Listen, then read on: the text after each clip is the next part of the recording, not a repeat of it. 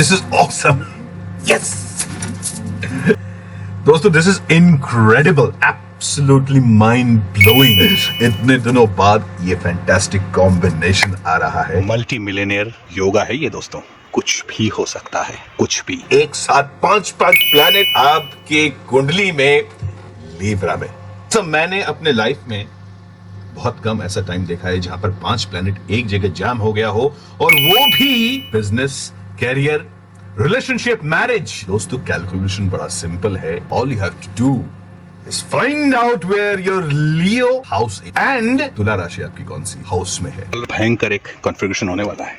चलिए देखते हैं, कुछ ही दिन रह गए हैं। अपने चार्ट को इमीडिएटली खोल लीजिए और ये कॉम्बिनेशन होने जा रहा है सूर्य जो शायद मेरे पीछे ढल रहा है, और वीनस का शुक्रदेव। पैसा और ग्लोरी आपस में बैठने जा रहे हैं एक स्पेशल तरीके से, जिसको हम कह सकते हैं स्थान परिवर्तन।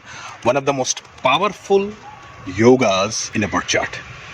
दोस्तों ये बहुत रेयर कॉम्बिनेशन है, क्योंकि साल में एक बार ही आता है कि सूर्य तुला राशि में, जहां पर वो डिब्लिटेटेड होंगे मार्स और केतु के साथ, और वीनस यानी शुक्रदेव सूर्य के सिंह राशि में स्थान परिवर्तन हुआ है दोस्तों।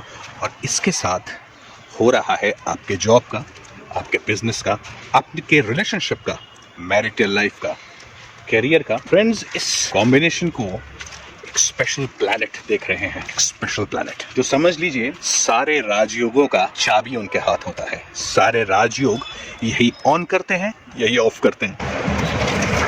दोस्तों एक बात समझ नहीं आती कि ये जो वीनस का इनक्रेडिबल ट्रांजिट है, इतना पावरफुल ट्रांजिट पे कोई एस्ट्रोलॉजर बात क्यों नहीं करता? कैलकुलेशंस ये मिस कैसे कर देते हैं? It's beyond me. तो आपने सोने पे सुहागा योग सुना है आज तक एस्ट्रोलॉजी में? नहीं ना? 5 उंगलियां घी में और सर कढ़ाई में। दोस्तों द प्लैनेट इज शनिदेव, जो शुक्रदेव और सूर्य को देखेंगे।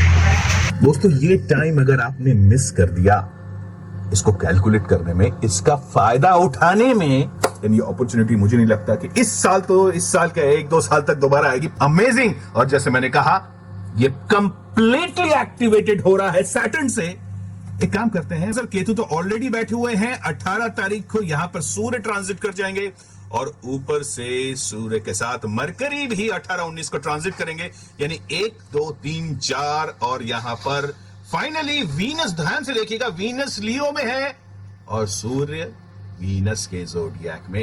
एक फैंटास्टिक सन एंड वीनस का ज़ोडिएक एक्सचेंज हो रहा है। One of the most profoundly powerful yogas in astrology is this parivartan yoga. क्या क्या इफेक्ट होगा उसको देखते हैं। सो फर्स्ट इफेक्ट इज 7, यानी बिजनेस, जॉब, रिलेशनशिप्स। हमने ये देखा फैंटास्टिक कॉम्बिनेशन, ऑसम है। Activated none other than Saturn. अब सवाल सिर्फ आपको यही पूछना है, दैट्स इट, कि आपका सैटर्न कैसा है आपके नेटल चार्ट में, आपका मार्स कैसा है, आपका सूर्य कैसा है, आपका वीनस कैसा है, आपका मरकरी कैसा है, आपका केतु किस टाइप के रिजल्ट दे रहा है।